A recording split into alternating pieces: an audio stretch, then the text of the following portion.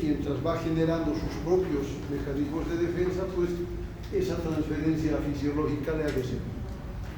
La forma artificial de generar inmunidad pasiva es mediante sueros o gamma globulinas. ¿Cuándo ocurre eso? Sobre todo cuando nos encontramos, por ejemplo, con algunos animales ponzoñosos, venenosos, hormigas, avispas, abejas, ofidios, en fin. Todos estos, inclusive algunos procesos infecciosos como el tétanos, si se establecen a veces requieren de tratamientos un poco más heroicos, y entre ellos la administración de sueros o gamma globulinas. En el tétanos, por ejemplo, que ya es más raro con la vacuna, en los antibióticos, cuando ya está establecido el cuadro, cuando la toxina tetánica ya está difundida, no se puede contrarrestar con antibiótico. El antibiótico eliminará a la bacteria, pero no elimina sus toxinas. ¿Cómo se contrarresta? Con gamma globulinas, ¿no? Entonces, en los casos de picaduras por arañas, las que son muy venenosas, estas gamma globulinas, estos sueros inmunes, sirven para contrarrestar efectos. Pueden ser la diferencia entre la vida y la muerte. En la prensa habrán escuchado el año pasado, hace 2 años, de un lugar en el oriente donde abundaban víboras, llamaremos serpientes venenosas, y en los que por la distancia pues no había el suero antiofídico, que es una gamma globulina que se prepara en animales de laboratorio, caballos, burros, ovejas, en quienes se les administran dosis pequeñas, y como respuesta el animal produce gamma globulina. ¿Qué hace el hombre luego? Las retira, las prepara, las procesa como para que ya como medicamentos en frascos se las pueda suministrar. Esas son las gamma globulinas, ¿no? La inmunidad activa la hemos visto en forma natural a partir de adquirir una infección, ¿no es cierto? Pero la artificial la podemos generar con vacunaciones. Es decir, ¿qué hacemos con la vacuna, con la inmunización? Exponer al organismo, no de manera natural obviamente, de manera deliberada. Le estamos colocando, ya vamos a ver, microbios enteros, pueden ser sus partes, hasta fracciones de ácidos nucleicos, que van a simular una infección, una primera infección. ¿Qué hace el organismo? La conoce, genera su respuesta, y esta puede ser duradera, si bien puede tardar. La duración puede ser inclusive de por vidas, por ejemplo, hablamos de duración de años, o lo más importante, que para varios de estos procesos queda una memoria inmunológica. Eso lo han visto cuando han hablado de inmunidad natural, ¿no es cierto? O inmunidad adquirida. Entonces, eso es lo que procuramos con la inmunización, simular una infección para que el organismo aprenda a defenderse. Eso pasa con todos nos agarramos a ver un brazo, el brazo izquierdo o derecho, ¿dónde tienen cicatriz? ¿Derecho o izquierdo? Derecho, ¿no? Unos más grandes, otros más chicos, algunos casi no tanto, no es notorio. Esa es la BCG, no nos preguntan para colocar. Parte de las políticas de salud, colocarnos esa BCG al nacer, para que en algunos casos, ¿qué hace? Provoca una herida. Y esa va a cerrar solo. Las mamás que no estén informadas o el pediatra que falló no les comenta, pues se va a alarmar, por ahí le coloca pomadita de penicilina, algo, y no hace falta, cierra sola, por eso la cicatriz. En muchos es una depresión pequeña, en otros puede ser un pequeño queloide, en otros un puntito, pero ya nos hemos expuesto al nacer. ¿Qué se logra? Que la tuberculosis, que es prevalente en nuestro medio, no nos prenda tan fácil, ¿de acuerdo? Un esquema a través de cómo funciona la inmunidad innata, la inmunidad adquirida o adaptativa, con los mecanismos que ya los han visto, ¿no es cierto? Volver a hablar de lo que es la inmunidad, una interacción entre hospedero y el agente.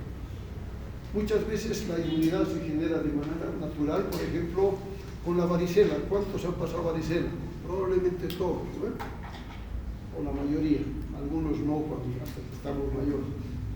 Pero con esa varicela nos hemos infectado, un agente llegó al hospedero y basta esa primera infección para que nunca más se repita.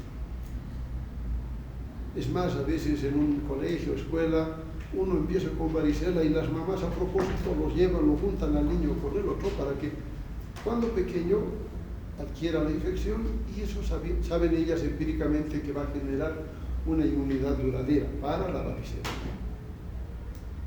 Que ya de mayores no se va a presentar igual, a lo sumo habrá un zóster, pero la varicela como tal no se presenta.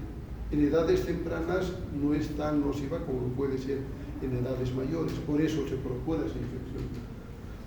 La inmunidad que se genera entonces va a ser diferente de acuerdo a la gente, de acuerdo a las características de esa infección. Esto puede ser inmediata, inespecífica, no inducible o al revés, inespecífica, inducible, en la vacuna buscamos eso, pero en algunos casos no hay memoria.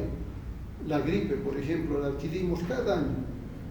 Nuestro cuerpo, nuestro organismo adquiere memoria de esa gripe, del virus, de la influenza. Pero como el virus es capaz de mutar, de cambiar, es como si cada año se presentara con otra cara diferente. Por eso es que volvemos a infectarnos, volvemos a resfriarnos y pues pasamos y otra vez a esa cepa nos hemos inmunizado hasta que aparezca otra. ¿Cuándo es importante vacunar en estos casos? Para grupos vulnerables, o los muy pequeños o ya muy mayores, que ya tienen diferentes reacciones con algunas infecciones. A un adulto mayor, una gripe o un resfrío, pues tú puedes llevárselo al otro lado. Hay mortalidad por influenza. ¿Cómo se previene? Vacunándole antes de que tenga la infección como tal. Otra vez le estamos generando inmunidad antes de que sea necesario. Entonces, como concepto, si quieren, ¿qué será la inmunidad? La inducción de mecanismos inmunitarios mediante las vacunas, ¿no es cierto? Eso es lo que vamos a hablar. Y paralelamente también puede ser mediante el uso, el suministro de anticuerpos, generando una inmunización así. En la inmunización activa, ¿qué hacemos? Tomar en cuenta como objetivos que, por un lado, la prevención y por otro, la erradicación. Eso, por ejemplo, con las políticas de salud, cuando éramos estudiantes, más o menos por los 80s, se empezaron a aplicar lo que se llama el programa de inmunizaciones. ¿Cuál es el objeto? No solo prevenir, erradicar algunos procesos. Uno de ellos, por ejemplo, se consideraba el sarampión. Se lo consideraba erradicado. Lastimosamente, como no todos toman el mismo cuidado, le ponen la misma seriedad, hay países donde han aparecido brotes. Eso se difunden y de vez en cuando aparece alguno que otro caso. No está erradicado. El objetivo es ese. La viruela, por ejemplo, se ha eliminado, se ha erradicado. Para mi generación todavía nos vacunaban en el otro lado para la viruela. Sin preguntar, nos inyectaban porque tenía sus efectos. Se ha logrado buena cobertura, ausencia de casos, ya no solo se previno, sino se logró eso, eliminar la amenaza. La viruela, el virus de la viruela actualmente existe solo en laboratorios de tercer nivel o más, donde está como reserva, ¿ya? Pero se ha logrado eso. ¿Cómo? Con ese proceso de la inmunización activa, con el uso de las vacunas. ¿Qué vamos a utilizar entonces para esa inmunización activa? Les decía al comienzo, pueden utilizarse microorganismos vivos atenuados, microorganismos inactivos, componentes antigénicos de esos microorganismos o inclusive sus exotoxinas inactivadas. Con ejemplos, ¿no? ¿Dónde usamos microorganismos vivos atenuados? Por ejemplo, para la famosa BCG. ¿Qué significa BCG? Bacilo calmette guerin, calmette guerin. Más adelante hay creo alguna gráfica con el nombre escrito, ¿ya? Les decía, esa BCG nos colocan a todos.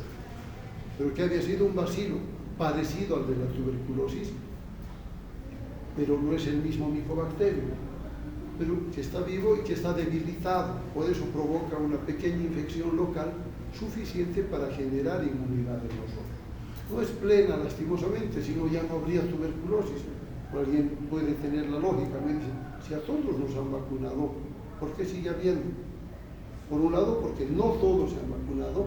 En área rural, por ejemplo, no a todos los llevan a atender a un puesto de salud, hospital. Nace en la casa, pues obviamente no va a recibir vacuna.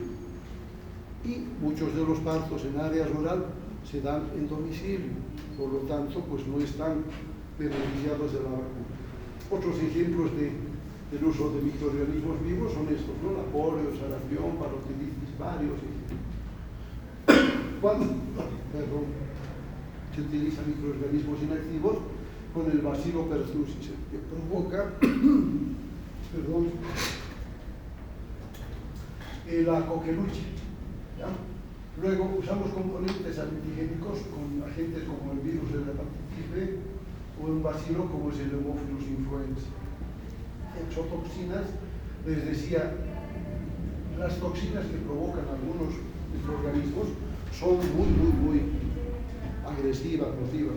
Pasa con el tétanos, con la difteria. Entonces, valiéndonos de eso, se pueden inactivar esas exotoxinas de modo que el organismo reconozca su presencia, genera inmunidad, de modo que cuando nos exponemos de nuevo al bacilo tetánico o al bacilo de la difteria, ya no hacen la infección. O es una infección mucho más pasajera, mucho más leve, y el organismo se puede defender mejor. No llegamos a ese etapa, ¿de acuerdo? Decían inmunización pasiva, entonces utilizamos anticuerpos, ¿no? Elaborados por otro organismo. El ejemplo de las inmunoglobulinas, de los sueros hiperinmunes, que se preparan con animales de laboratorio. A ver si alguien conoce el INASA, todavía se crían ahí animalitos al fondo, hay burritos, hay ovejas, porque sirven para preparar eso. Y la otra forma, la transmisión materna al feto por vía transplacental. ¿De acuerdo? La fabricación de vacunas ha ido cambiando. En resumen, se habla de que hay tres formas, ¿no? Podemos usar otra vez al microorganismo íntegro, así como hemos visto ejemplos, atenuado, debilitado, fragmentos del microorganismo, estamos por eso graficando acá, no, aquí está todo, ¿no es cierto? Fragmentos de este pueden ser proteínas de superficie, proteínas de su membrana, en fin, pero que sean capaces de inducir una respuesta de parte de nuestro sistema inmunológico. Y finalmente, su material genético, sus ácidos nucleicos. Eso es lo último. Eso es lo que se ha ganado, por ejemplo, con la experiencia del coronavirus, sobre todo. ¿Ya? Otra vez, los agentes podrán ser eso. Ya les decía, no el microorganismo íntegro, pueden ser partes, inclusive partes de sus partes, proteínas, polisacáridos, ácidos nucleicos, toxinas, en esos casos se llaman toxoides. Las inmunoglobulinas, antitoxinas, lo que decía, lo que se prepara en laboratorios de referencia. Las vacunas las podemos clasificar de esta manera entonces, otra vez, ¿no? Atenuadas, muestras inactivas, polisacáridos, conjugados bacterianos y proteínas purificadas.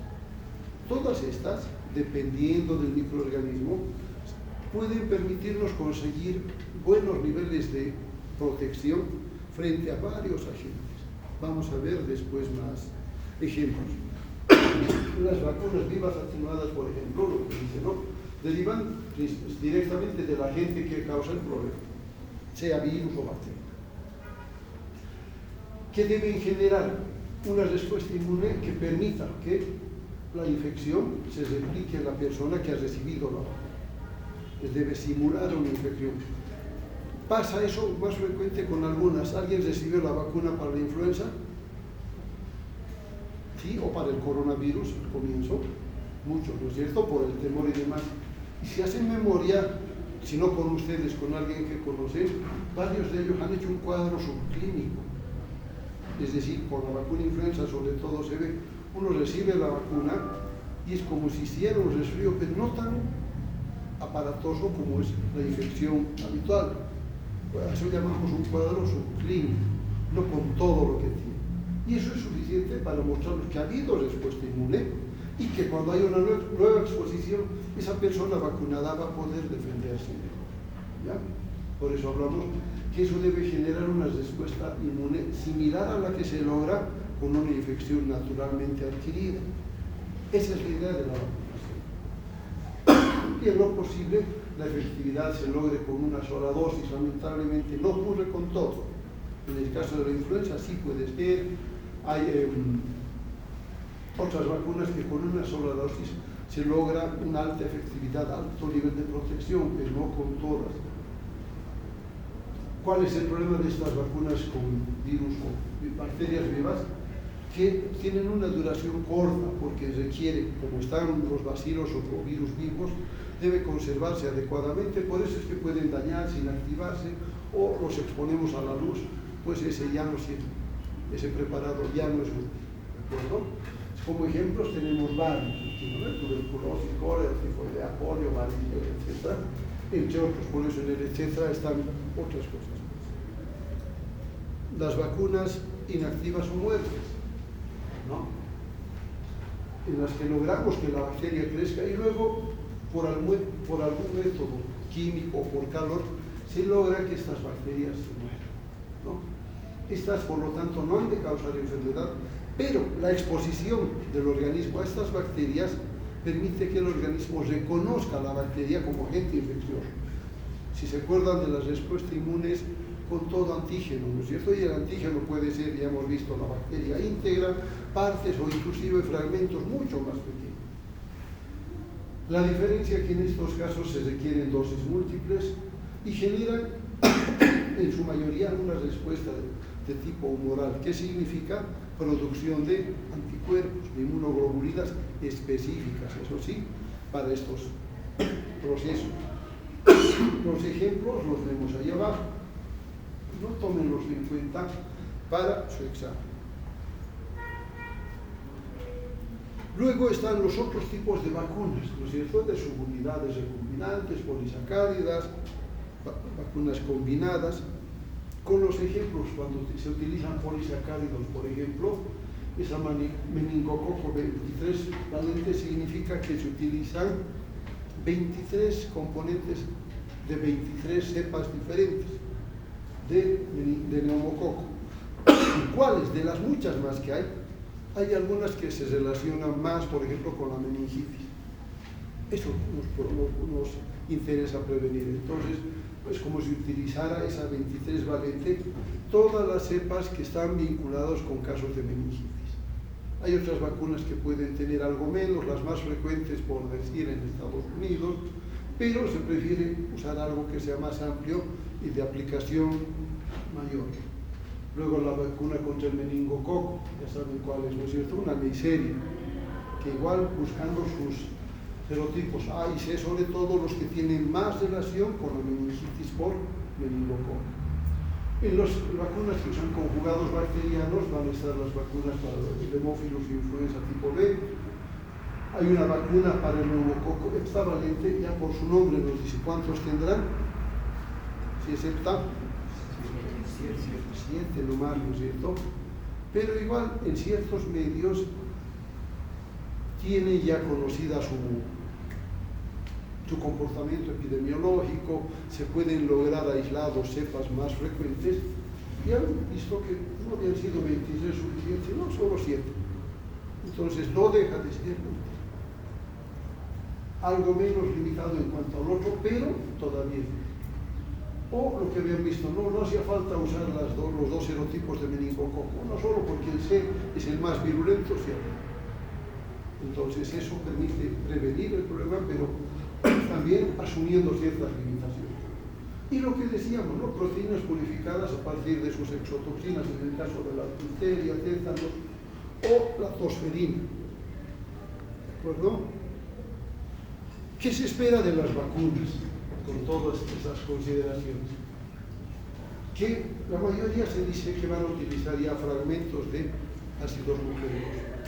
Las vacunas con ADN, dicen, son más fáciles de preparar, más económicas y lograrían lo que algunos hablan, una inmunidad de mucha mayor duración. Eso nos interesa a todos, ¿no es cierto? Luego hay vacunas con vectores recombinantes. ¿Qué son estas vacunas en plataforma? Creo que hay alguna gráfica. Es como si utilizaran un otro microorganismo que va a transportar una parte de la vacuna, ¿no? Entonces, igual estas, al usar esa plataforma como vehículo, van a permitirnos que genere el sistema inmune una reacción suficiente y efectiva para prevenir algunas enfermedades. Es decir, ¿por qué se habla de ese futuro? Que estas que utilicen ácidos nucleicos son las que se irían imponiendo. Y ha pasado con el coronavirus. Si se acuerdan, aparecen publicaciones ahí sin autor en las redes, por ejemplo, en el sentido de que las que utilizaban ADN recombinante o fragmentos de RNA, si alguien ha leído, la China, por ejemplo, tiene otro mecanismo, la vacuna rusa otro mecanismo, y se dice que eran las menos efectivas.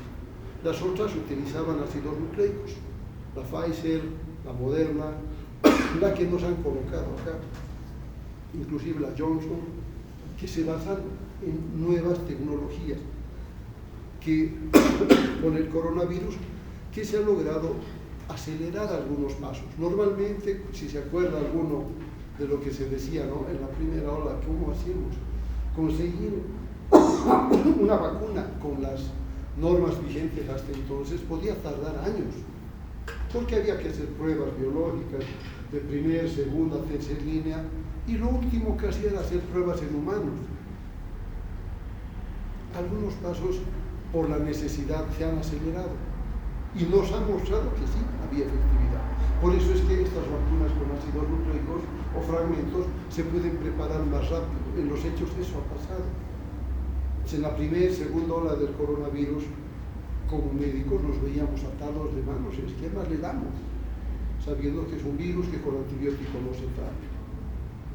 Se aparecieron ya para la tercera ola las primeras vacunas, y si se acuerdan, hasta peleábamos con ellas en mi hospital, poco más nos agarramos a golpes para demostrar quién era más importante, en otras palabras, porque quienes estaban en primera línea éramos unos en relación a otros, ¿no?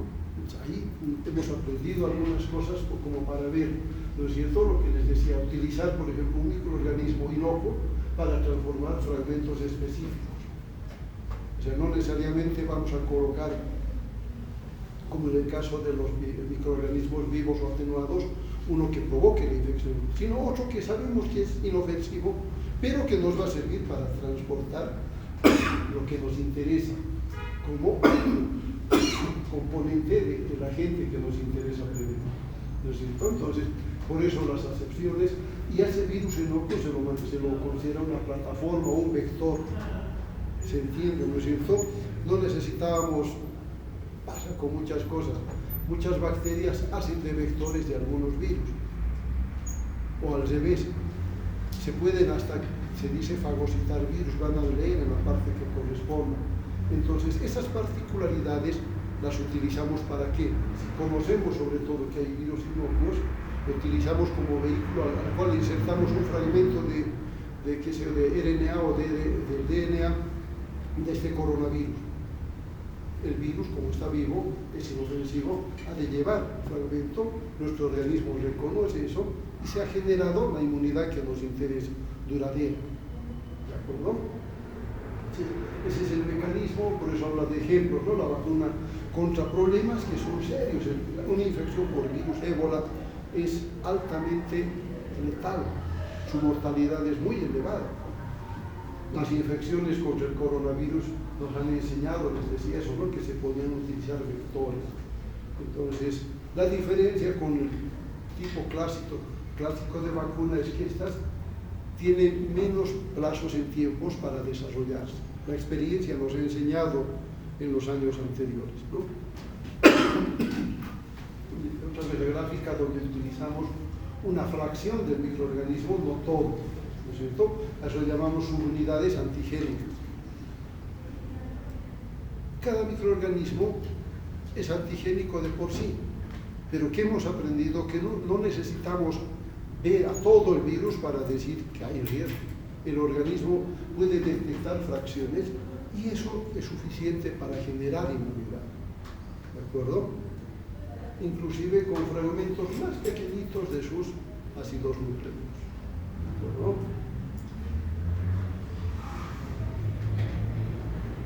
Esto nos habla, ¿no es cierto?, de la particularidad, de la facilidad de usar estos ácidos nucleicos otra vez para abreviar sobre todo tiempos, para saltar etapas, saltar pasos, de modo que inclusive podamos buscar la prevención no solo de problemas infecciosos, sino problemas como el cáncer. Y sí, cuando escuchamos de cáncer, los médicos nos alarmamos y el paciente mucho peor, se puede dar un tiro. porque es sinónimo de un problema serio. Algunas se pueden prevenir, de hecho ya ocurre con el cáncer de cuello uterino, muy vinculado a la infección por papilomavirus, por el agente infeccioso.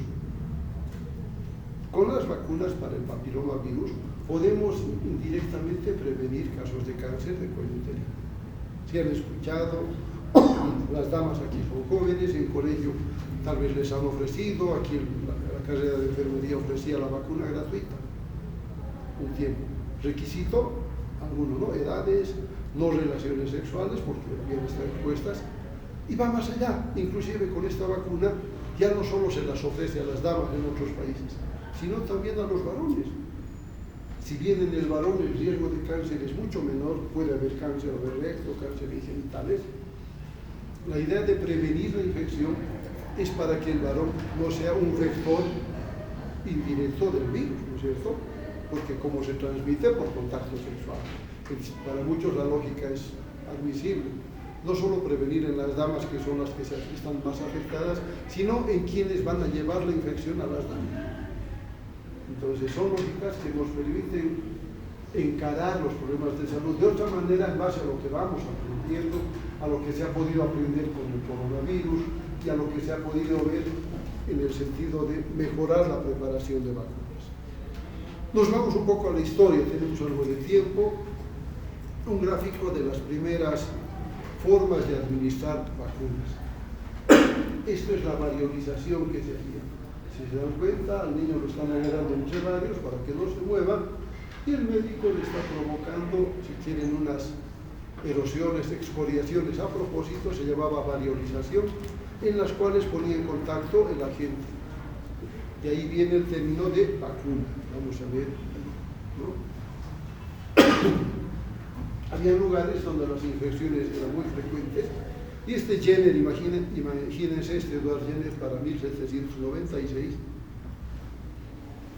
hace sus observaciones, registra cosas y veía un grupo de gente que no se enfermaba con algo que era muy frecuente, como era la viruela, ¿no? Había un grupo de gente, granjeros, ordeñadoras, que estaban en contacto con un agente que en las vacas provocaba también lesiones en las ubres. Eso era la varicina, ¿no?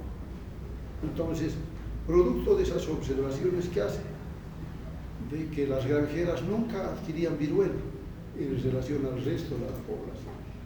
Y a partir de eso él plantea esa posibilidad, ¿no? Generar una respuesta inmune a partir de la exposición al agente de la vacuna. ¿Dónde? En la piel, donde más se prepara. Esa es la escarificación, lo que veíamos en el gráfico anterior. Si quieren rasparle la piel, provocarle una escara, una excoriación y colocar ahí el preparado. Resultado, inicialmente, que es indignante, ¿no? Que al niño o a alguien le hagan eso, en fin, pero en el tiempo se ha ido imponiendo y pues se ha logrado conseguir que Jenner, a través de contactos, observaciones sobre la viruela bovina, nos ha enseñado a prevenir la viruela, que era un problema, un azote importante hasta no hace mucho, hasta los 60, 70. Pues les decía, algunos nos han vacunado todavía para la viruela, ya no es parte de los estudios. Y luego en la historia aparecieron otros, ¿no? Les decía, aparte de Jenner para ese año, cuando Noel Pasteur y Koch, entre el 80 y 85, 1800, en sus observaciones describen las características de algunas infecciones y cómo se podían prevenir estos problemas, ¿no? Igual por esa época, von Helming, Kitazato preparan las vacunas contra difteria y tétanos. Imagínense, más de 100 años atrás. Seguimos, ¿no? Algo importante era Jonas Salk, que consigue una vacuna para la polio. ¿Cuál es la diferencia? Que es la polio que se utilizaba por vía parenteral, había que inyectarla. A diferencia de la que hizo más adelante Sabin, algunos años más tarde, que era una polio por vía oral, la que actualmente se utiliza. Pero esta polio parenteral, la antipolio, es la que se ha vuelto a utilizar en algunos lugares porque ha mostrado tener un rendimiento mejor que la antipolio oral. Ahora, para nuestros niños cómodo, ¿no? Que le demos gotitas, les han dado a ustedes, igual a un poco de nacer, a los meses, en relación a que los papás vean que al niño lo están inyectando, ¿no? El resultado inicialmente es el mismo, pero en ciertas condiciones la antipolio parenteral resultó ser mejor. Luego Enders, que se desarrolla la vacuna contra el sarampión por los 60, parte de esa historia. Enders otra vez cuando mejora la vacuna para el sarampión, Hilleman produce la vacuna para la parotiditis, ruso descubre la vacuna para la rubiola. A partir de esas experiencias que se van mejorando, preparando, con lo que hemos visto, otro apellido es Nilsson, ¿no? Que tiene importancia con el hemófilus, la varicela, el neumococo, años que aparecen, si bien lejanos, en la historia de la medicina más recientes, ¿no? Hablamos de unos 50 años, 49, digamos, que hay la vacuna contra el neumococo, importante por la meningitis, sobre todo causada por neumococo, ¿no? Y si se fijan, algunos apellidos se reiteran. Ese Hilleman, otra vez, ¿no? Por hepatitis, ese Nilsson, ya mejorando la vacuna para el hemófilos influenza tipo B, que es causante también de una meningitis importante. Para el 92, la hepatitis tipo A. El 2005, más reciente, 20 años atrás recién, imagínense, la vacuna para el virus del papiloma humano, el que les decía vinculado con el cáncer de cuello uterino. ¿Por qué? Porque hasta entonces, a ver, hablaremos de la facultad. Unos 5 años antes de esto, se hizo un trabajo grande con colegas del Japón que nos han dejado aquí material para tomar muestras y mandárselas. Algo habrán servido para que tomábamos muestras de genitales de damas y eso había que mandar selladitas y demás identificadas para que a partir de eso se encuentre ese vínculo entre el cáncer de cuello uterino con la infección por papilomavirus. Ya les decía, habitualmente este que provoca verrugas. ¿Cuál nos interesa? El que provoca la verruga genital. Y de esos, varias de las cepas en la clase, van a ver más adelante, tienen relación con cáncer del cuello uterino, que es dramático en las mujeres. Vemos en etapas más tempranas cada vez. Entonces, su prevención no voy a tener tanto tiempo. Es importante. Los resultados los veremos seguramente en el tiempo también. Ustedes ya los van a ver. Las vías de administración de las vacunas son estas, ¿no? Oral, subcutánea, intramuscular, intradérmica. No hay otras maneras, por si acaso, hasta ahora. Se entiende cada una de estas por sus ejemplos, ¿no? La oral, pues, la que le vamos a dar a tomar, diferenciar estas. Las subcutáneas levantamos la piel, debajo la colocamos diferente a la que es intramuscular, vamos a ver cómo se coloca. La intradérmica que debe estar en el espesor de la piel. Esta vacuna, la BCG, por ejemplo, debe ser intradérmica. Por eso las diferencias en nuestras cicatrices. Por ahí alguien un poco entrenado nos colocó subcutánea y por eso se han hecho heridas más grandes, las cicatrices mucho más, pues, más notorias, ¿ya? En cambio en otras no. Y las dosis por eso mismo, en el espesor de la dermis es como si lográramos un abón, se llama, lográramos que se hinche la piel. Las dosis mínimas, ¿no es cierto? 1/10, 1/100 de mililitro. Las jeringas pequeñitas y una parte. Les decía, la vía intradérmica debe estar en el espesor de la dermis y epidermis. El ángulo en que se coloca, dicen que varía, no solo para enfermería, nosotros también colocamos vacunas. En la subcutánea varía un ángulo de 45 grados porque llegamos a colocar debajo de la piel, ¿no es cierto? Y en la vía muscular, ángulo de 90 grados porque debemos incidir y llegar a músculo. Lo que les decía, ¿no? Los ángulos en los que se aplican las diferentes vacunas.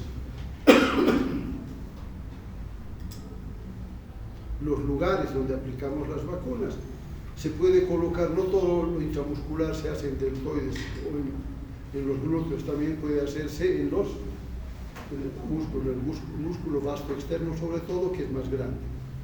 En los niños de la misma manera. Y esto es un recordatorio, les decía, la BCG en la derecha ya es un convencionalismo, es decir, eso es lo que Los programas de vacunación quedan. La triple viral se coloca en el brazo izquierdo, la pentavalente en el muslo derecho, la antihepatitis y antiinfluenza en el muslo izquierdo y la antineumocócica generalmente también en el muslo derecho. Este es un esquema de vacunación inicial. Hay varios, vamos a ver otros. Simplemente quiero que se acuerden de que hay lo que decíamos hace rato, vacunas de dosis única, vacunas de dosis múltiples, vacunas que requieren inclusive refuerzos. ¿Ya? No todas se aplican en niños. Y lo que se llama este programa ampliado de inmunización es vigente por iniciativa de la Organización Mundial de la Salud hace 50 años. Igual, relativamente reciente, ¿no es cierto? 3 años después recién en las Américas y en Bolivia desde el 79, es decir. Por los 80, cuando estábamos en el lugar de ustedes, hemos sido parte de campañas de vacunación que habían acá, que usábamos cualquier forma de acercarnos a la gente para convencerla de que vacune a sus niños. Ya, como anécdota, nosotros hacíamos música, nos íbamos al alto con muchas cosas y a tocar. La gente curiosa se acercaba y alguien le hacía el discurso de las vacunas, en fin, para motivarlos, y muchos sí, iban a traerlos o tenían sus niños buenos y no teníamos insumos. ¿Qué hacíamos? Un bombo grande servía de mesa, un guardapolvo como mantel, sí teníamos los demás en cadena de frío y a colocar vacunas. Ha servido para lograr coberturas. ¿Con qué objeto? Disminuir mortalidad por infecciones prevenibles como son el sarampión, tosferina, las más frecuentes por entonces. Ya, algunas de estas dejan secuelas. El tétanos puede ser mortal, la difteria puede ser mortal, la polio deja secuelas físicas. Hay gente, cada vez menos porque se vacuna, que por ejemplo la van a ver con problemas de ambulación, un miembro más corto que el otro, en fin, por la polio. ¿No? Y es algo que obviamente influye a nivel familiar, individual y colectivo, entonces se puede. Para el 79 se comenzó eso y 20 años después se ha mejorado, si quieren, ese programa, porque todo esto es gratuito. La OMS suministra vacunas sin costo, la mayoría de estas, porque es parte de programas de apoyo. ¿No? Se ha mejorado, dice el país de segunda generación, como sumándole a estos problemas que se previenen con estas campañas de vacunación, otras por problemas que han sido frecuentes, lo que hablamos, hemófilos tipo B, hepatitis B, la parotiditis, la rubeola. ¿No? Los programas han mejorado. Este es un esquema de salud que lo traigo porque lo aplican en Estados Unidos, que difiere del nuestro, ¿ya? Porque aquí incluye niños y adolescentes, pueden ver por allá, en fin, se ha mejorado, pero nuestras, este es otro, este creo que es de México, pero que ya más o menos lo copiamos. Este se entiende, ¿no es cierto?, qué vacuna, qué problemas incluye para prevenirlos, la frecuencia de su administración, los refuerzos, las vías inclusive, ¿no es cierto? Este es un buen hemotécnico para acordarnos. Si bien ya no hay esas campañas como antes, es bueno que estén enterados, porque ustedes van a ser quienes amplifiquen la información. A ver, a la Gamita o a Joel, que se acerque un familiar tuyo con su bebé, tiene que ser 1 año, ¿qué le toca? ¿Qué le va a decir? No sé, anda al centro de salud. Algo tenemos que responderle, ¿no es cierto? Decir, a ver, ya ha recibido que es una triple viral, ya ha recibido la pentavalente, sí, cuánto, ya le toca, en fin. Podemos ayudar, orientar a la gente a mejorar el manejo de las vacunas, ¿de acuerdo? Esto ya es nuestro. Esto, si vienes de Santa Cruz, más o menos se aplican estos esquemas como recordatorios. En los centros de salud van a ver esto, ¿no? Al ingreso, como para que la gente se oriente y diga, bueno, mi hijo ya tiene, que si 2 años va a tener, le toca la triple viral, ¿no? Sarampión, rubeola, parotiditis, en fin, en función a lo que dice. Esto de la fiebre amarilla como tema lo van a ver, no solo es para niños, por si acaso, sino cuando vamos a trasladarnos a un lugar tropical donde hay el mosquito que transmite la fiebre amarilla, debemos vacunarnos 10 días antes. Si alguien no ha salido de La Paz, no conoce los yungas, por lo menos más allá de Coroicó, hay que pensar en esto. Hay que ir a buscar la vacuna, ¿para qué? Para prevenir. Y la protección es de 10 años o de por vida. Es decir, no solo es para niños, por si acaso. ¿Ya? Creo que hay algún cuadro más allá. Otro esquema nacional de vacunación, este ya es del Ministerio de Salud, donde incluye eso, ¿no es cierto? Vacunas inclusive para adultos, la difteria, tétanos, sobre todo en quienes, en mujeres. En el campo les decía, las mujeres tienen sus partos en domicilio, las condiciones no son las adecuadas y ellas se exponen a infecciones por tétanos. Por lo tanto, es importante prevenirla y sí hay que vacunar e insistir. No es lo mismo que en la ciudad alguien que no sale de acá, viene a su seguro, tiene su atención en la seguridad social e insiste, quiero vacunas. Ya, pero no es tan importante porque va a tener el hospital. Se supone que ahí manejamos las cosas de otra manera. Pero no está de más esa vacuna por algunas circunstancias. Se ha incluido, les decía, dentro de ese PAI ampliado, antiinfluenza estacional, para quienes, para adultos mayores sobre todo, ¿no? Porque se presenta población, grupos de riesgo. ¿Qué es importante en las vacunas? La bioseguridad. En práctica se han visto qué es la bioseguridad, ¿no es cierto? Aquí tenemos otra definición, pero tiene que ver con un manejo adecuado de las vacunas. Es decir, no solo es hablar de vacunas, sino tener en cuenta que el manejo debe implicar criterios mínimos de bioseguridad. No solo para cuidarnos nosotros, sino también para que un manejo adecuado de las vacunas permita que la población esté mejor protegida. Volviendo al ejemplo que les decía, ¿no? Las campañas había, y estando acá entendíamos esto de bioseguridad, no todos. Después habían campañas donde veía uno, y aún hasta ahora, cuando hay campañas para la vacunación de perritos, han visto cómo manejan sus vacunas, no sé, ¿no es cierto? Si no se conservan adecuadamente, les estamos colocando agua, no estamos usando la vacuna, porque no es resistente a todo esa vacuna, como vamos a ver. ¿Qué busca esto entonces? Mejorar la manipulación de los equipos, el uso de las cajas de bioseguridad, el uso adecuado de las agujas que vamos a utilizar junto con las jeringas. Por criterios de bioseguridad han visto, ¿no es cierto?, la eliminación de desechos es importante, entre ellas las jeringas y agujas que son un riesgo. Les decía el uso adecuado de las jeringas, manejar adecuadamente las áreas de vacunación, los ambientes mejor si son exclusivos. Eso ocurre en servicios de salud, no se vacuna en cualquier lado. En los hospitales hay una área específica para vacunar, ¿no? Diferente ya en un consultorio donde se maneja de otra manera, los pediatras manejan vacunas, pero deben conservarlas adecuadamente. La cadena de frío se llama ese proceso en el que se conservan las vacunas de modo que se mantengan sus capacidades o sus cualidades, que se mantenga esa capacidad inmunitaria, ¿de acuerdo? Y eso es importante desde la fábrica, si se llama así, desde el laboratorio que produce la vacuna, hasta el último nivel donde se va a aplicar la vacuna. La conservación más apropiada es esta. ¿Qué la conseguimos dónde? En un refrigerador, ¿no? Ahora, el refrigerador que utilicemos debe ser exclusivo para vacunas. ¿Por qué? El de nuestra casa, si quisiéramos conservar, constantemente se abre, se cierra, ¿no es cierto? Por lo tanto, la temperatura de repente pueda superar los 8 grados. ¿Eso qué hace? Le va a restar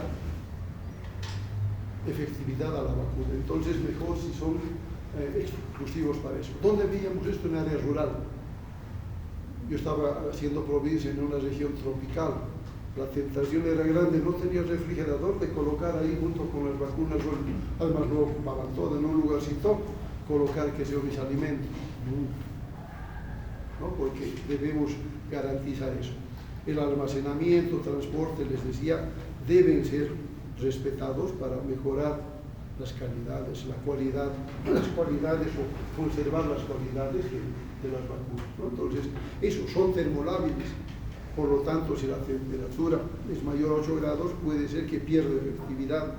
Algunas serán más sensibles al calor, a la luz del sol, por ejemplo, y si las hemos expuesto, como dicen, ¿no?, ya no va a devolverse esa cualidad, así las volvamos a conservar. Es a tener en cuenta cuando las manejemos. ¿Qué nos facilita ese manejo de la cadena de frío? Los térmicos, aunque no se ve muy bien. Estos son como cajas cuadradas que permiten manejar un cierto tiempo, tienen, ¿qué les digo?, llamaban perritos, ¿no?, la caja térmica, y alrededor como envases de plástico con agua congelada para poner hielo. Con eso garantizábamos esa cadena de frío.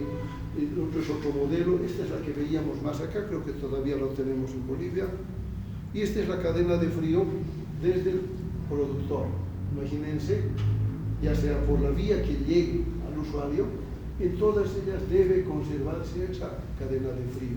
Hay almacenes centrales grandes a nivel nacional, luego los regionales, luego los locales, hasta que llegue al final, ¿no es cierto? Entonces ese vacunador debe tener la certeza de que la vacuna está como se la produjo. De otro modo, estamos engañándole a la gente. Algunas consideraciones respecto a algunas vacunas, la vacuna contra el papilomavirus, por ejemplo, en quienes se aplica a mujeres de 3 a 26 años, en varones, para algunos lugares, no, entre 13 a 21 años, en quienes no han completado dosis, en fin, ciertas condiciones. Hay dos tipos de vacuna, una es la Gardasil, que son 3 dosis, la otra es la Cervarix. Esas son las que manejan las cepas que están más vinculadas con el cáncer de cuello uterino, no para todas las cepas de papilomavirus, que son más de 100, ¿ya? Dependiendo de del tipo de vacuna, algunas los protege contra 4 o 5 cepas, y otras para más cepas, ¿de acuerdo? Una cuestión importante era lo que les decía, ¿no?, que no hayan iniciado relación. La BCG, lo que les decía, para prevenir la tuberculosis, sobre todo en recién nacidos. Es un liofilizado de este bacilo, ahí se puede leer cómo se escribe el bacilo Carmet-Guerin, así se pronuncia, es francés, ¿no? Bacilos vivos a partir de cepas, no del Mycobacterium tuberculosis, que es el que causa la tuberculosis, sino de una otra micobacteria, como es Mycobacterium bovis. Pese a que usamos la BCG, nos dicen, ¿no?, que todavía hay muertes por tuberculosis, y en nuestro país todavía es dramático. Sigue habiendo, hay un programa de control de tuberculosis que todavía hace esfuerzos para bajar el número de afectados, pero pues cuesta, ¿no? Otras consideraciones después de la BCG, respecto a quiénes deben recibirla. No es una protección absoluta, les decía. Algunas consideraciones respecto a las cicatrices que se producen, en fin, los esquemas. Son frascos que vienen con varias dosis. El liofilizado en práctica se escuchaba, ¿no es cierto? ¿Cómo era, Joel? Era la respuesta a lo que era la nevera, qué materiales contiene. Claro, el liofilizado se conserva en congelación, inclusive. No un preparado ya que podemos tenerlo en la cadena de frío de 2 a 8 grados. La dosis, les decía, como es intradérmica, 1/10 de mililitros, recordando dónde debe estar, ¿no es cierto? Luego la vacuna para la hepatitis B, importante para nosotros porque nosotros somos personal de salud, deberíamos recibirlas, ¿no? Luego personas con problemas renales, las que requieren transfusiones, luego las que están en lugares donde hay hacinamiento, ¿ya? Porque hay varias formas de transmitir, hay varias presentaciones, frascos con 20, 10 dosis, en fin.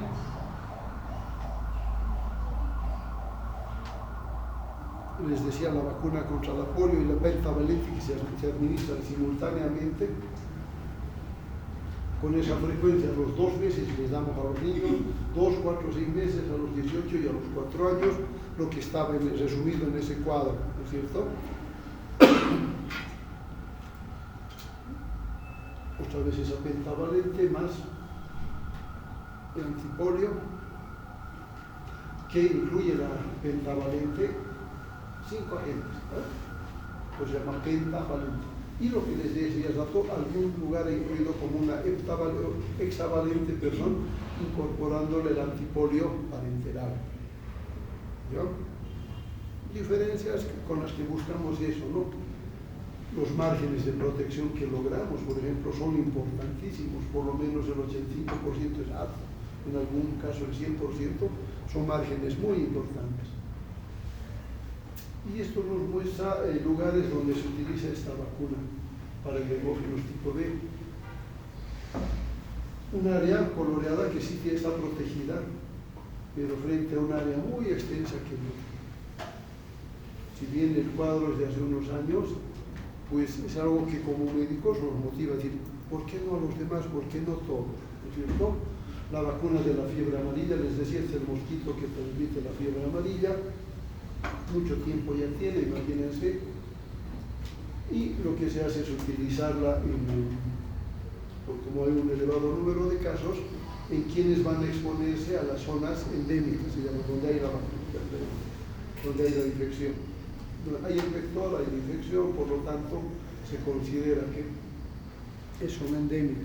Y Bolivia está dentro de esas, todavía hay casos. Es mejor prevenirla porque es un cuadro muy importante, aparatoso, con mortalidad elevada, entonces mejor no llegar a eso, ¿no es cierto? La frecuencia, algunos dicen una sola vez, otros dicen cada 10 años.